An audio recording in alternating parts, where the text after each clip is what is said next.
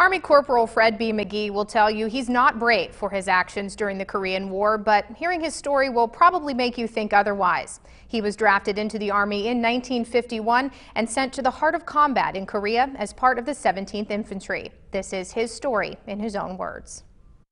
It wasn't a picnic, but we survived. Corporal Fred B. McGee often says he just did what he had to do to survive, which in his case included acts of heroism during the Korean War. After being drafted into the Army, completing basic training and leadership school, McGee found himself in combat. Come and picked us up one night and go to a place. Everybody gets there and you get everybody together and they load you all in trucks and they take you from there up as close as they can get. Probably get about a mile, half a mile in the front line, Heartbreak Ridge. On the ridge, McGee had to endure harsh conditions like cold well below zero. Put all your clothes on, and then you put your helmet on, and put your rifle here, and you zip the bag up. Just lay there with sleep. A lot of guys got caught in their bag. They killed a lot of them in the bag. They never got a chance to get out. Sometimes going days without relief and always on alert. The enemy was over here and we was over here, and we'd go in, the guys we had white suits on.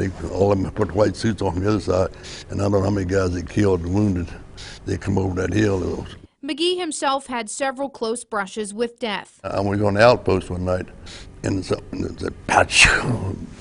Bullet went right by my head. It ends up on the upper hill, you can see it, but it's a good ways away.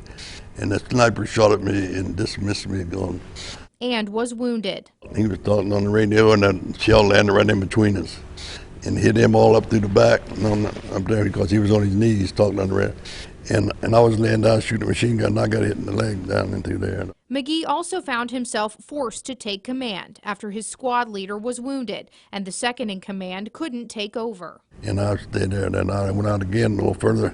I got wounded again. Another shell, I saw it coming, about that big, mortar shells, and I couldn't move, and it just froze and it came right out in front of me and blew up and hit me up into here. And despite being injured again, McGee was willing to risk his life to help his fellow soldiers to safety. He got hit, he got hit with something in his arm, a mortar shell or something, just tore the side of the leg out.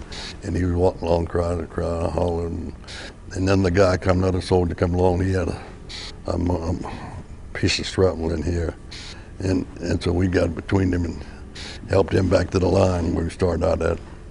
No, I don't pray, but I just, the necessity, you gotta stay alive. McGee received the Silver Star, 2 Purple Hearts, the Korean Service Medal, Combat Infantryman Badge, and countless other honors. But there's one he says he was promised and never given, the Medal of Honor. McGee says his commanding officer wrote a recommendation, but he never received it. And now his family is making a push to see their hero honored.